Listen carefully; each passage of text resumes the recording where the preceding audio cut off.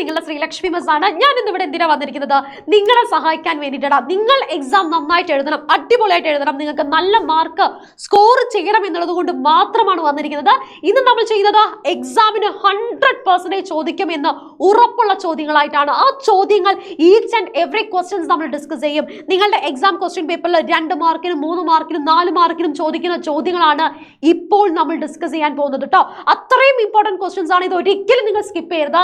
Skip ചെയ്ത് കഴിഞ്ഞാൽ നിങ്ങൾക്കാണ് നഷ്ടം, എനിക്കല്ല നഷ്ടം. അതുകൊണ്ട് തന്നെ നിങ്ങൾ എന്ത് ചെയ്യുക, കംപ്ലീറ്റ് കണ്ട് മനസ്സിലാക്കിയിട്ട് നാളത്തെ എക്സാം ഹാളിലേക്ക് പോവാം. നിങ്ങൾ എന്തായാലും ടീച്ചറിനെ ആ എക്സാം ഹാളിൽ നിന്ന് ഓർക്കും, എനിക്ക് ഉറപ്പാടാം. അപ്പൊ നമുക്ക് എന്ത് ചെയ്യാം, ആദ്യത്തെ ക്വസ്റ്റ്യനിലേക്ക് പോവാം. 5ാമത്തെ ചാപ്റ്ററിൽ നിന്നുള്ള ഒരു ക്വസ്റ്റ്യൻ ആണ് ലേ ഷാർട്ട്ലി പ്രിൻസിപ്പൽ. പല മക്കളും കൺഫ്യൂഷൻ പറയുന്ന ഒരു ടോപ്പിക്കാണ് ലേ ഷാർട്ട്ലി പ്രിൻസിപ്പൽ. ഭയങ്കര ബുദ്ധിമുട്ടാണ്, ഈസി ടോപ്പിക്കാണ്. ബേസിക് ആയിട്ടുള്ള കാര്യങ്ങൾ മാത്രമേ അവിടെ നമുക്ക് മനസ്സിലാക്കേണ്ടതുള്ളൂ. എന്താണെന്ന് നോക്കാം കേട്ടോ. Chemical equation are given below. എന്താണ്? The chemical equation given below represents the manufacture of ammonia. എമോണിയയുടെ വ്യവസായ നിർമ്മാണത്തിൽ ബന്ധപ്പെട്ടിരിക്കുന്ന റിയാക്ഷൻ നമുക്ക് തന്നിട്ടുണ്ട് അല്ലെ. ആദ്യത്തെ ചോദ്യം എന്താണ്? What happens to the forward reaction under the following condition. താഴെ തന്നിരിക്കുന്ന 3 ഓപ്ഷൻസ് തന്നിട്ടുണ്ട്. ഈ 3 ഓപ്ഷൻസിലും ഫോർവേഡ് റിയാക്ഷന് എന്ത് സംഭവിക്കുന്നു എന്നാണ് ചോദിച്ചിരിക്കുന്നത്.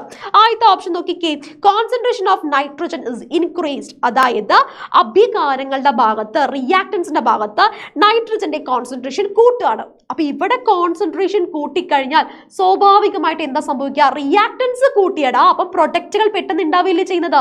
ഇതെല്ലാം ഫോർവേഡ് റിയാക്ഷൻ എന്ന് പറഞ്ഞാൽ എന്താണ്? റിയാക്ടന്റുകൾ പ്രൊഡക്റ്റ് ആയിട്ട് മാറുന്നതിനെ ഫോർവേഡ് റിയാക്ഷൻ എന്നും പ്രൊഡക്റ്റ് തിരിച്ച് റിയാക്ടന്റ് ആയിട്ട് മാറുന്നതിനെ ബാക്ക്വേർഡ് റിയാക്ഷൻ എന്നുമാണ് പറയുന്നത്. അപ്പൊ നിങ്ങൾ എന്നെ പറഞ്ഞേ, ഫോർവേഡ് റിയാക്ഷൻ എന്താ സംഭവിക്കുന്നത്? ഫോർവേഡ് റിയാക്ഷൻ ഇവിടെ ഇൻക്രീസ് ചെയ്യും അല്ലെ. എന്താണ് ചെയ്യുന്നത്? ഇൻക്രീസ് ചെയ്യുകയാണ് ചെയ്യുന്നത്. സംശയമില്ലല്ലോ എന്റെ മക്കൾക്ക്. കാരണം റിയാക്ടന്റ്, അത് ഏത് റിയാക്ടൻസ് കൂട്ടിയാലും ഫോർവേഡ് റിയാക്ഷൻ ആണ് നടക്കുക. ഇനി അടുത്ത ചോദ്യം എന്താണ് ചോദിച്ചിരിക്കുന്നത്? Ammonia is removed from the system. എന്താണ്? വ്യൂഹത്തിൽ നിന്ന് നമ്മൾ അമോണിയനെ നീക്കം ചെയ്യുകയാണ് ചെയ്യുന്നത്. ഇവിടെ പ്രൊഡ്യൂസ് ചെയ്യുന്ന അമോണിയനെ ഞാൻ ഇങ്ങനെ റിമൂവ് ചെയ്തുകൊണ്ടിരിക്കുകയാണ്. അതായത് ഇവിടെ കോൺസെൻട്രേഷൻ കുറഞ്ഞു. കോൺസെൻട്രേഷൻ ഇവിടെ കുറഞ്ഞാൽ, പ്രൊഡക്റ്റ് സൈഡിൽ കുറഞ്ഞാൽ സ്വാഭാവികമായിട്ട് എന്താ ചെയ്യാം? ഇവിടെ കോൺസെൻട്രേഷൻ കൂടുതലല്ലേ, അപ്പോൾ എന്ത് ചെയ്യും? കോൺസെൻട്രേഷൻ കുറഞ്ഞ ഭാഗത്തേക്ക് റിയാക്ഷൻ നടക്കും. അതായത് അവിടെയും എന്ത് സംഭവിക്കുന്നത്? ഫോർവേഡ് റിയാക്ഷൻ ഇൻക്രീസ് ചെയ്യുകയാണ് ചെയ്യുന്നത് അല്ലേ. അവിടെ എന്താണ്? അഭികാരങ്ങൾ പ്രൊട്ടക്റ്റ് ആവുകയാണ് ചെയ്യുന്നത്. അതിനെയാണ് നമ്മൾ ഫോർവേഡ് റിയാക്ഷൻ എന്ന് പറയുന്നത്. ഇനി അടുത്ത ഓപ്ഷൻ നോക്കണേ, പ്രഷർ ഇസ് ഡിക്രീസ്ഡ്. മർദ്ദം നമ്മൾ കുറയ്ക്കുകയാണ് ചെയ്യുന്നത്. മർദ്ദത്തിന്റെ കേസിൽ മാത്രമേ നിങ്ങൾ ഒരു കാര്യം ശ്രദ്ധിക്കേണ്ടതുള്ളൂ. നിങ്ങൾ ഇവിടെ നോക്കുക, എത്രയാണ് നമ്പർ ഓഫ് മോൾസ് എന്ന് നോക്കാം. ഇവിടെ ഒരു നൈട്രജനും ഇവിടെ 3 ഹൈഡ്രജനാണ്. അതായത് 1 + 3 എന്ന് പറയുന്നത് 4, ടോട്ടൽ 4 മോളാണ്. എന്നാൽ പ്രൊട്ടക്റ്റ് സൈഡിൽ നമുക്ക് എത്ര മോളേ ഉള്ളൂ? 2 മോളേ ഉള്ളൂ. അതായത് കുറഞ്ഞ മോൾ എവിടെയുള്ളത്? നമ്മുടെ പ്രൊട്ടക്റ്റ് സൈഡിലാണ്. സോ പ്രഷർ കൂട്ടുന്ന സമയത്ത്, പ്രഷർ ഇൻക്രീസ് ചെയ്യുന്ന സമയത്ത് എന്താണ് ചെയ്യുന്നത്? പ്രഷർ ഇൻക്രീസ് ചെയ്യുന്ന സമയത്ത് വോളിയം കുറഞ്ഞ ഭാഗത്തേക്ക് റിയാക്ഷൻ നടക്കുകയാണ് ചെയ്യുന്നത്. അപ്പൊ നോക്കുക, ഇവിടെ 4ഉം ഇവിടെ 2ഉം ആണ്. പ്രഷർ ഇൻക്രീസ് ചെയ്യുമ്പോൾ എന്താ ചെയ്യുന്നത്? വോളിയം കുറഞ്ഞ ഭാഗത്തേക്ക് റിയാക്ഷൻ നടക്കുന്നു, ഫോർവേഡ് റിയാക്ഷൻ നടക്കുന്നു. എന്നാൽ ഞാൻ ഇവിടെ ഇൻക്രീസ് ഫോർവേഡ് റിയാക്ഷൻ ആണെന്ന് എഴുതാൻ പാടുണ്ടോ? ഇല്ല. കാരണം ചോദ്യത്തിൽ ശ്രദ്ധിക്കുക, പ്രഷർ ഇസ് ഡിക്രീസ്ഡ്, കുറയ്ക്കുകയാണ് ചെയ്യുന്നത്. പ്രഷർ കുറയ്ക്കുമ്പോൾ അവിടെ എന്താ സംഭവിക്കുക? നേരെ ഓപ്പോസിറ്റാണ് നടക്കുക അല്ലെ. നേരെ ഓപ്പോസിറ്റ് നടക്കുക എന്ന് പറഞ്ഞാൽ അവിടെ ഫോർവേഡ് റിയാക്ഷൻ എന്താണ് ചെയ്യുന്നത്? ഡിക്രീസ് ചെയ്യപ്പെടുകയാണ് ചെയ്യുന്നത്, കുറയുകയാണ് ചെയ്യുന്നത്. അവിടെ ബാക്ക്വേർഡ് റിയാക്ഷൻ ആണ് എന്ത് ചെയ്യുന്നത്? ഇൻക്രീസ് ചെയ്യുന്നത്. So this point it is very important. പല മക്കളും പ്രഷർ ഇൻക്രീസ് എന്നൊക്കെ പഠിച്ചു വെക്കും, എക്സാം ഹാളിൽ പോകുമ്പോൾ അത് അങ്ങോട്ട് എഴുതി വെക്കും. ചോദിച്ചത് എന്താണെന്ന് കറക്റ്റ് ആയിട്ട് മനസ്സിലാക്കാണ്ട് ഇത് 100% ചോദിക്കുന്ന ചോദ്യമാണ്. ഇനി അടുത്തതാണ്, iron is manufactured during blast furnace. ഈ ഒരു ടോപ്പിക് പല രീതിയിൽ ചോദിക്കും. ഇക്വേഷൻ തന്നിട്ട് ചോദിക്കും, അല്ലെങ്കിൽ ചോദ്യങ്ങളിൽ നിന്ന് നമ്മൾ ഇക്വേഷൻ എഴുതാൻ ചോദിക്കും. അതിൻ്റെ അകത്ത് ഉപയോഗിക്കുന്ന ഓരോരോ സബ്സ്റ്റൻസിനെ കുറിച്ച് ചോദിക്കും. It is very very important. ഇത് മാർക്ക് ചെയ്തോളൂ, പരീക്ഷയ്ക്ക് ഉണ്ടായിരിക്കുവേ. Iron is manufactured using blast furnace ആണ്. ബ്ലാസ്റ്റ് ഫർണസിലാണ് എന്ത് ചെയ്യുന്നത്? ഇരുമ്പ് വ്യാവസായികമായിട്ട് നിർമ്മിക്കുന്നത്. ആദ്യത്തെ ചോദ്യം, name the principal ore of iron. അയണിന്റെ അയിര് ഏതാണെന്നാണ് ചോദിച്ചത്. എടാ, നമ്മൾ 1 മാർക്കിന്റെ ഒരു കോണ്ടന്റ് വീഡിയോ ചെയ്തിട്ടുണ്ട്. അത് കാണാത്തവർ ആരെങ്കിലും ഉണ്ടെങ്കിൽ നിർബന്ധമായിട്ടും കാണുക. കാരണം അതിൽ ഡിസ്കസ് ചെയ്ത പല ചോദ്യങ്ങളും ഇവിടെ നമ്മൾ എന്ത് ചെയ്യുന്നുണ്ട്? ഈ പറഞ്ഞ ക്വസ്റ്റ്യനുകൾ നമ്മൾ ഡിസ്കസ് ചെയ്യുന്നുണ്ട്. സോ രണ്ടും കണ്ടു കഴിഞ്ഞാൽ നിങ്ങൾ സെറ്റ് ആവും, ഫുൾ പാക്ഡ് ആവും, അതുകൊണ്ടാണ് കേട്ടോ പറയുന്നത്. ഓക്കെ, അയേണിന്റെ ഓർ എന്ന് പറയുന്നത് എന്താണ്? ഇറ്റ് ഇസ് Fe2O3 ഇല്ലേ? ഇതാണ് ഹെമറ്റൈറ്റ് ആണ്, Fe2O3 ആണ് നമ്മൾ എന്ത് ചെയ്യുന്നത്? ബ്ലാസ്റ്റ് ഫേർണസിൽ യൂസ് ചെയ്യുന്നത്. അടുത്ത ചോദ്യം എന്താണ്? Name the compound which reduces iron oxide to iron in this process. Iron ഓക്സൈഡിനെ അയൺ ആക്കി മാറ്റാൻ ഉപയോഗിക്കുന്ന നിരോക്സികാരി ആരാണെന്നാണ് ചോദിച്ചത് അല്ലേ? എന്താണ്? നിരോക്സീകരിച്ച് അയൺ ആക്കി മാറ്റുന്ന സംയുക്തം ഏതാണ്? It is carbon monoxide. ഏതാണ്? CO, കാർബൺ മോണോക്സൈഡ് ആണ്. വേറെ ഒന്നും എഴുതരുത്, അവിടെ CO എന്ന് തന്നെ എഴുതിയാൽ മതി. It is carbon monoxide. അടുത്ത ചോദ്യം എന്താണ്? What is the role of calcium carbonate in the manufacture of iron. Iron നിർമ്മാണത്തിൽ കാൽഷ്യം കാർബണേറ്റിന്റെ റോൾ എന്താണെന്നാണ് ചോദിച്ചത്. കാൽഷ്യം കാർബണേറ്റ് എന്താണ് ചെയ്യുന്നത്? ഡീകമ്പോസ് ചെയ്തിട്ട് കാൽഷ്യം ഓക്സൈഡും അതുപോലെ തന്നെ എന്താണ് അവിടെ ഫോം ചെയ്യുന്നത്? കാർബൺ ഡൈ ഓക്സൈഡ് ഗ്യാസും ഫോം ചെയ്യുന്നുണ്ട് അല്ലേ? ഈ കാൽഷ്യം ഓക്സൈഡിന്റെ പ്രത്യേകത എന്താണ്? സ്ലാഗ് റിമൂവ് ചെയ്യാൻ വേണ്ടി സഹായിക്കുന്ന ഒരാളാണ്, അല്ലെങ്കിൽ സ്ലാഗിന്റെ ഫോർമേഷന് സഹായിക്കുന്ന ഒരാളാണ് അല്ലേ?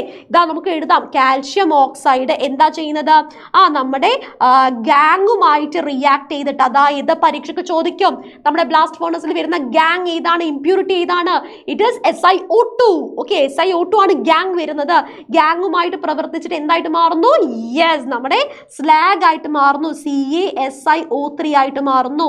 സോ CaOനെ നമ്മൾ ഫ്ലക്സ് എന്ന് വിളിക്കുന്നു, SiO2നെ നമ്മൾ എന്താണ് വിളിക്കുന്നത്? യെസ്, ഗാങ് എന്ന് വിളിക്കുന്നു. അതേപോലെ തന്നെ CaSiO3നെ നമ്മൾ എന്താ വിളിക്കുന്നത്? സ്ലാഗ് എന്നാണ് വിളിക്കുന്നത്. This equation it is very very very very very very important. Okay, അത് പഠിച്ചു വെക്കുക. ഇനി അടുത്ത ചോദ്യം നോക്കിക്കേ. Name the slag formed. ഈ തന്നിരിക്കുന്നതിൽ സ്ലാഗ് ഏതാണ്? ഇറ്റ് ഇസ് CaSiO3 ആണ്. സംശയമില്ലല്ലോ എൻ്റെ മക്കൾക്ക്? അപ്പൊ നോക്കുക, നമ്മൾ ഓരോരോ റിയാക്ഷൻസ് എഴുതുമ്പോഴും അതിലുള്ള പല ഭാഗങ്ങൾ പല രീതിയിൽ എന്ത് ചെയ്യാറുണ്ട്? പരീക്ഷയ്ക്ക് ചോദിക്കാറുണ്ട് കേട്ടോ. It is very important. Clear ആണല്ലോ? അപ്പൊ നമ്മൾ ഹെമറ്റൈറ്റ് ആണ് Fe2O3 എന്ന് പറയുന്നത്. കാർബൺ മോണോക്സൈഡ് റെഡ്യൂസിങ് ഏജന്റ് ആയിട്ട് യൂസ് ചെയ്യുന്നു. ഫ്ലക്സ് എന്ന് പറയുന്നത് കാൽഷ്യം ഓക്സൈഡ് ആണ്. ഗ്യാങ് എന്ന് പറയുന്നത് SiO2 ആണ്. സ്ലാഗ് വരുന്നത് CaSiO3 ആണ്.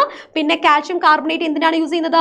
കാൽഷ്യം കാർബണേറ്റ് ഡീകമ്പോസ് ചെയ്തിട്ട് ഉണ്ടാവുന്ന കാൽഷ്യം ഓക്സൈഡ് ആണ് സ്ലാഗിനെ ഫോർമേഷന് വേണ്ടി സഹായിക്കുന്നത്. ക്ലിയർ ആണല്ലോ? ഇനി അടുത്ത ചോദ്യമാണ്. Aluminium is manufactured by electrolysis of alumina. അലൂമിനിയത്തിന്റെ മാനുഫാക്ചറും അയേണിന്റെ മാനുഫാക്ചർ പോലെ തന്നെ ഇമ്പോർട്ടന്റ് ആണ്. ഇവിടെ ശ്രദ്ധിക്കേണ്ടത്, name the method adopted for the concentration of bauxite the ore of aluminium. എന്താണ്? അലൂമിനിയത്തിന്റെ ഓറായ ബോക്സൈറ്റിനെ നമ്മൾ എന്താണ് ചെയ്യുന്നത്? സാന്ദ്രണം ചെയ്യാൻ വേണ്ടി ഉപയോഗിക്കുന്ന മെത്തേഡ് ഏതാണ്? It is leaching. ഏതാണ്? ലീച്ചിങ് ആണ്. പഠിച്ചു വെച്ചോളൂ, ലീച്ചിങ് ആണ്. ഓരോന്നും നിങ്ങൾ പഠിച്ചു വെക്കണം, ഓരോന്നിന്റെയും എക്സാമ്പിൾസ് നിങ്ങൾ പഠിച്ചു വെക്കണം. സോ ലീച്ചിങ് എന്ന് പറയുന്നത് ഏതാണ്? നമ്മുടെ അലൂമിനിയത്തിന്റെ അല്ലെങ്കിൽ അലൂമിനിയത്തിന്റെ ഓറായ ബോക്സൈറ്റിനെ കോൺസെൻട്രേറ്റ് ചെയ്യാൻ വേണ്ടി ഉപയോഗിക്കുന്ന മെത്തേഡാണ്. ഇംഗ്ലീഷിലും മലയാളത്തിലും ലീച്ചിങ് എന്ന് തന്നെയാണ് പറയുന്നത്. ഇനി അടുത്ത ചോദ്യം, why is cryolite added during the electrolysis of alumina? ഒരു മാർക്കിന്റെ ക്വസ്റ്റ്യൻ നമ്മൾ പറഞ്ഞു, അതിൻ്റെ അകത്ത് നമ്മൾ ഡിസ്കസ് ചെയ്തതാണ്, ഡീറ്റെയിൽ ആയിട്ട് ഡിസ്കസ് ചെയ്തു അല്ലെ? 2 റീസൺസ് ആണുള്ളത്. ഏതൊക്കെയാണ് 2 റീസൺസ്? അലൂമിനയുടെ മെൽറ്റിംഗ് പോയിന്റ് റെഡ്യൂസ് ചെയ്യാനും കുറയ്ക്കാനും അതുപോലെ തന്നെ ഇലക്ട്രിക്കൽ കണ്ടക്ടിവിറ്റി കൂട്ടാനും വേണ്ടിയിട്ടാണ് സഹായിക്കുന്നത്. ഈ 2 പോയിന്റ് എഴുതിയാലേ നിങ്ങൾക്ക് അവിടെ ഒരു മാർക്ക് കിട്ടത്തുള്ളൂ കേട്ടോ. അര മാർക്ക് വെച്ചിട്ടായിരിക്കും മാർക്ക്. ഇനി അടുത്തത് എന്താണ്? Name the cathode used in the electrolytic process. എന്താണ്? വൈദ്യുത വിശ്ലേഷണ പ്രക്രിയയിൽ ഉപയോഗിക്കുന്ന കാത്തോഡ് ഏതാണ്? അലൂമിനിയത്തിന്റെ ഒരു ഇമേജ് നിങ്ങൾക്ക് ഓർമ്മയുണ്ടടാ. ഒരു ബീക്കർ, അതിൻ്റെ അകത്ത് എന്താണ്? ഇലക്ട്രോലൈറ്റ്, കുറെ കാർബൺ റോഡ് നമ്മൾ എന്ത് ചെയ്തിട്ടുണ്ട്? നമ്മൾ ഡിപ്പ് ചെയ്ത് വെച്ചിട്ടുണ്ട്. ചിലപ്പോൾ ആ ഇമേജ് തന്നിട്ടും ചോദിക്കാറുണ്ട് കേട്ടോ. അപ്പൊ അവിടെ നിങ്ങൾ ശ്രദ്ധിക്കേണ്ടത്, നമ്മൾ കാത്തോഡായിട്ട് എന്താണ്? കാത്തോഡായിട്ട് ഉപയോഗിച്ചിരിക്കുന്നത് ഏതാണ്? കാത്തോഡായിട്ട് നമ്മൾ ഉപയോഗിച്ചിരിക്കുന്നത് it is A carbon lining അല്ലേ? ഏതാണ് ഉപയോഗിച്ചിരിക്കുന്നത്? കാർബൺ ലൈനിങ് ആണ് നമ്മൾ യൂസ് ചെയ്തിരിക്കുന്നത്. നേരെ മറിച്ച് ആനോഡായിട്ട് ഉപയോഗിച്ചിരിക്കുന്നത് ഏതാണ്? കാർബൺ റോഡുകളാണ്. ഇനി അടുത്ത ചോദ്യം എന്താണ്? Anode blocks are replaced frequently during this process. Why? ഈ പ്രക്രിയയിൽ ആനോഡ് ബ്ലോക്കുകൾ ഇടയ്ക്കിടെ നമ്മൾ എന്ത് ചെയ്യുന്നുണ്ട്? റിമൂവ് ചെയ്യുന്നുണ്ട് അല്ലെങ്കിൽ മാറ്റുന്നുണ്ട്. അത് എന്തുകൊണ്ടാണ്? അതിന് ഒറ്റ റീസണേ ഉള്ളൂ. എന്താണ്? ആനോഡിൽ എന്താ സംഭവിക്കുന്നത്? കാർബൺ എന്ത് ചെയ്യുന്നു? ഓക്സിജനുമായിട്ട് റിയാക്ട് ചെയ്തിട്ട് കാർബൺ ഡൈ ഓക്സൈഡ് ആയിട്ട് മാറുന്നു. ആ കാർബൺ ഡൈ ഓക്സൈഡ് ആയിട്ട് എന്ത് ചെയ്യുന്നുണ്ട്? അവിടുന്ന് ലിബറേറ്റ് ചെയ്യുന്നുണ്ട്. സോ ആ ഒരു ബ്ലോക്കിന്റെ സൈസ് കുറഞ്ഞ് റെഡ്യൂസ് ചെയ്യപ്പെടും അല്ലേ? അങ്ങനെ കുറഞ്ഞ് വരുമ്പോൾ നമ്മൾ എന്ത് ചെയ്യും? അത് റീപ്ലേസ് ചെയ്തിട്ട് പുതിയ റോഡുകൾ നമ്മൾ അവിടെ പ്ലേസ് ചെയ്യുകയാണ് ചെയ്യുന്നത്. സോ അവിടെ കാർബൺ ഡൈ ഓക്സൈഡ് ഫോർമേഷൻ ഉള്ളത് കൊണ്ടാണ് നമ്മൾ എന്ത് ചെയ്യുന്നത്, ആ പറഞ്ഞിരിക്കുന്ന ആ ആനോഡ് റോഡുകളെ നമ്മൾ ഇടയ്ക്കിടയ്ക്ക് മാറ്റുന്നത്.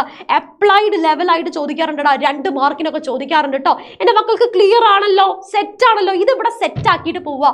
ഇനി ഈ ചോദ്യം നിങ്ങൾ എവിടെ കണ്ടാലും നിങ്ങൾ അത് ആൻസർ എഴുതുന്ന രൂപത്തിൽ നിങ്ങൾ പഠിച്ചിരിക്കണം, മനസ്സിലാക്കിയിരിക്കണം. ക്ലിയർ ആണല്ലോ. ഇനി അടുത്ത ചോദ്യമാണ്. നെക്സ്റ്റ് ക്വസ്റ്റ്യൻ എന്ന് പറയുന്നത്, ഒരു സ്ട്രക്ചർ തന്നിട്ടുണ്ട്. ഈ സ്ട്രക്ചറിൽ നിന്ന് സ്വതവേ നമ്മുടെ അടുത്ത് ഒരു ABCD എന്നൊക്കെ പറഞ്ഞ് ചോദിക്കാറുണ്ട്. ഞാൻ പ്രാർത്ഥിക്കാറുണ്ട് ഇങ്ങനത്തെ ചോദ്യം വരണേന്ന്. കാരണം എന്താ പറയുക, ഈസി ആയിട്ട് നിങ്ങൾക്ക് മാർക്ക് നേടാൻ പറ്റുന്നത്, തെറ്റാതെ നിങ്ങൾക്ക് നേടാൻ പറ്റുന്ന ഒരു ചോദ്യമാണ്. നിങ്ങൾ ഇങ്ങനെ ഒരു സ്ട്രക്ചർ തന്നാൽ 3 സ്റ്റെപ്പ് ഫോളോ ചെയ്യുക. ഫസ്റ്റ് വൺ ലോങ്സ്റ്റ് ചെയിൻ വരയ്ക്കാം, സെക്കൻഡ് വൺ ബ്രാഞ്ച് മാർക്ക് ചെയ്യുക, തേർഡ് വൺ എന്ത് ചെയ്യുക, നമ്പർ ചെയ്യാം. ലോങ്സ്റ്റ് ചെയിൻ ഞാൻ ഇങ്ങനെ വരച്ചാൽ മതിയോ? 1 2 3 4 5. ഓക്കെ, അത് ലോങ്സ്റ്റ് ചെയിൻ ആണോ? പോരാ, എല്ലാ മെത്തേഡും നോക്കുക കേട്ടോ. ഇനി ഇങ്ങനെ ഒന്ന് വരച്ചു നോക്കിക്കേ നിങ്ങൾ. 1 2 3 4 5 6 ഇടാ, 6 എണ്ണം വന്നില്ലേ? അപ്പൊ ലോങ്സ്റ്റ് ചെയിൻ എന്ന് പറയുന്നത് എപ്പോഴും എന്തായിരിക്കണം? ലോങ്സ്റ്റ് ചെയിനിന്റെ അകത്തായിരിക്കണം ഏറ്റവും കൂടുതൽ കാർബൺ ആറ്റം ഉള്ളത്. ഫസ്റ്റ് സ്റ്റെപ്പ് ഞാൻ വരച്ചു. സെക്കൻഡ് സ്റ്റെപ്പ് എന്താണ്? ബ്രാഞ്ച് മാർക്ക് ചെയ്യണം. ബ്രാഞ്ച് ഞാൻ അവിടെ മാർക്ക് ചെയ്തു. മൂന്നാമത്തെ സ്റ്റെപ്പ് എന്താണ്? നമ്പർ ചെയ്യുമ്പോൾ ബ്രാഞ്ച് അടങ്ങിയ കാർബൺ ആറ്റത്തിൽ ചെറിയ സംഖ്യ ആയിരിക്കണം അല്ലേ? നോക്കിക്കേ, 1 2 3 4 ബ്രാഞ്ചിന് എന്താണ്? 4ാമത്തെ കാർബൺ ആറ്റം എന്നാണ് വരുന്നത്. ഇനി അടുത്ത് നോക്കിക്കേ, 1 2 3 വന്നല്ലോ. അപ്പൊ ഞാൻ നമ്പർ ചെയ്യേണ്ടത് എങ്ങനെയാണ്? 1 അല്ലെ, ഞാൻ നമ്പർ ചെയ്യണേ. 1 2 3 4 5 6 എന്ന് നമ്പർ ചെയ്തു. ഇത് 3 സ്റ്റെപ്പ് കറക്റ്റ് ആണെങ്കിൽ ഒരിക്കലും തെറ്റില്ല കേട്ടോ. പിന്നെ ആൻസർ ഷീറ്റിലേക്ക് സ്ട്രക്ചർ വരച്ച ഇതേപോലെ 3 സ്റ്റെപ്പ് നിങ്ങൾ എന്ത് ചെയ്യാം, മാർക്ക് ചെയ്ത് വെക്കുക കേട്ടോ. ആദ്യത്തെ ചോദ്യം എന്താണ്? Name the word root of the longest carbon chain. ഏറ്റവും നീളം കൂടിയ കാർബൺ ചെയിനിലെ പദമൂലം എഴുതാൻ പറഞ്ഞിട്ടുണ്ട്. 6 കാർബൺ ആറ്റംസ് ആയതുകൊണ്ട് നമുക്ക് എന്താണ്? മെത്ത എത്ത പ്രൊപ്പ ബ്യൂട്ട പെന്റ് ഹെക്സ. പേരെന്താണ്? ഹെക്സ് എന്നാണ് വരിക അല്ലെ. കാരണം വേർഡ് റൂട്ട് എന്ന് പറഞ്ഞാൽ ഹെക്സ് എന്ന് മാത്രമേ നമ്മൾ എഴുതാൻ പാടുള്ളൂ കേട്ടോ. എന്താണ്? ഹെക്സ് ആണ്. ഹെക്സ് ആണ്. ഓക്കെ, ഹെക്സ് ആണ്. ഇനി അടുത്തത് എന്താണ്? Name the branch present in the compound. ശാഖയുടെ പേര് എഴുതാൻ പറഞ്ഞിട്ടുണ്ട്. CH3 എന്ന് പറഞ്ഞാൽ എന്താണ്? ഇറ്റ് ഇസ് മീഥൈൽ ബ്രാഞ്ച് അല്ലെ. എന്താണ്? മീഥൈൽ ബ്രാഞ്ച് ആണ് അവിടെ വരുന്നത്. ഇനി അടുത്തത് IUPAC നെയിം എഴുതാൻ പറഞ്ഞാൽ എങ്ങനെ എഴുതുക? ആദ്യം പൊസിഷൻ എഴുതണം ബ്രാഞ്ചിൻ്റെത്. 3ാമത്തെ പൊസിഷനിൽ ഏത് ബ്രാഞ്ച് ആണ്? CH3 ആയതുകൊണ്ട് മീഥൈൽ ബ്രാഞ്ച് ആണ്.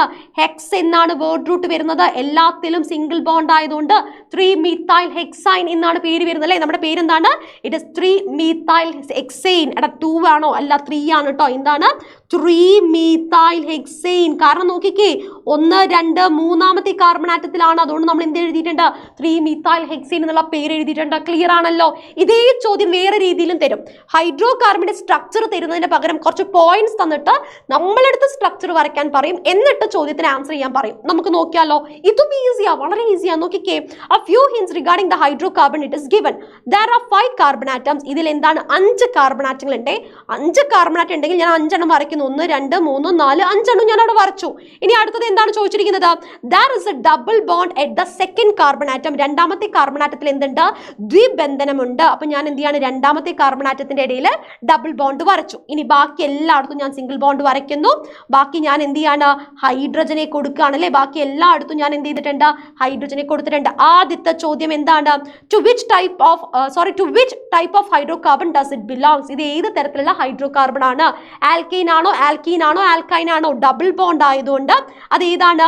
ആൽക്കീൻ ആണല്ലേ. ആൽക്കീൻ കാറ്റഗറി ആണ്, ഡബിൾ ബോണ്ട് ആയതുകൊണ്ട്. Write the structural formula of the compound. നമ്മൾ ഓൾറെഡി വരച്ചു കഴിഞ്ഞു.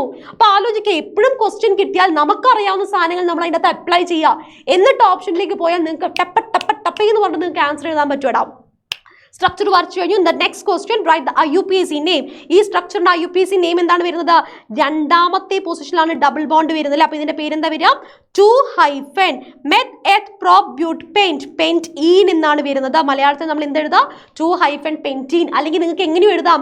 Pent-2- എന്നും എഴുതാം. രണ്ടും ശരിയാണ് കേട്ടോ. 2 പെന്റീനും Pent-2 എന്ന് പറയുന്നത് എന്താണ്? കറക്റ്റ് ആണ്. പക്ഷെ ശ്രദ്ധിക്കേണ്ടത്, ഒരു ലെറ്ററും നമ്പറിന്റെ ഇടയിൽ എന്തുണ്ടായിരിക്കണം? ഹൈഫൺ നിർബന്ധമായിട്ട് നമ്മൾ മാർക്ക് ചെയ്യണം. അങ്ങനെയാണെങ്കിൽ എൻ്റെ മക്കൾക്ക് വേണ്ടിയിട്ട് ഒരു ചോദ്യമാണ്. ഇത് നിങ്ങൾ എനിക്ക് ആൻസർ ചെയ്യണം. ടെക്സ്റ്റ് ബുക്ക് നോക്കിയിട്ടോ നോട്ട്ബുക്ക് നോക്കിയിട്ടോ അതൊന്നും എനിക്ക് അറിയണ്ട. ഇതിന്റെ ആൻസർ രണ്ടും നിങ്ങൾ എന്ത് ചെയ്യണം? കമന്റ് ബോക്സിൽ കമന്റ് ചെയ്യണം. A എന്ന് പറഞ്ഞിട്ടോ B എന്ന് പറഞ്ഞിട്ടോ നിങ്ങൾ കമന്റ് ചെയ്യുക. കാരണം നിങ്ങൾ എത്രത്തോളം പഠിച്ചോ, ഏതൊക്കെ ഇമ്പോർട്ടന്റ് ഏരിയാസ് നിങ്ങൾ കവർ ചെയ്തു എന്ന് അറിയാൻ വേണ്ടിയിട്ടാണ്. സോ ഇത് നിങ്ങൾ കമന്റ് ചെയ്തിട്ടുണ്ടെങ്കിൽ തീർച്ചയായിട്ടും എനിക്ക് മനസ്സിലാവും ഈ ഒരു ഏരിയ നിങ്ങൾ എന്ത് ചെയ്തിട്ടുണ്ട് നോക്കിയിട്ടുണ്ട്, സെറ്റ് ആക്കുക. എക്സാം നിങ്ങൾക്ക് നന്നായിട്ട് എഴുതാനുള്ളതാണ്, അതിൽ ഒരു എക്സ്ക്യൂസും ഇല്ല. സോ നന്നായിട്ട് എഴുതാൻ സാധിക്കട്ടെ. All the very best. ഒരു ചോദ്യം പോലും നിങ്ങൾ സ്കിപ്പ് ചെയ്യരുത്. നമ്മൾ ഇന്ന് ഡിസ്കസ് ചെയ്ത ചോദ്യങ്ങൾ തന്നെയാണ് പരീക്ഷയ്ക്ക് ചോദിക്കുന്നത്. ഈ ക്ലാസ് യൂസ്ഫുൾ ആയെങ്കിൽ തീർച്ചയായിട്ടും നിങ്ങൾ താഴെ കമന്റ് ബോക്സിൽ കമന്റ് ചെയ്യുക. സബ്സ്ക്രൈബ് ചെയ്യാത്തവരുണ്ടെങ്കിൽ സബ്സ്ക്രൈബ് ചെയ്യുക. മാക്സിമം ഫ്രണ്ട്സിലേക്ക് ഷെയർ ചെയ്യുക. അവരും ഒന്ന് എക്സാം എഴുതട്ടെ, നന്നായിട്ട് എഴുതാൻ പറ്റട്ടെ കേട്ടോ. അപ്പോൾ ഓൾ ദി വെരി ബെസ്റ്റ്. നമുക്ക് പിന്നീട് കാണാം.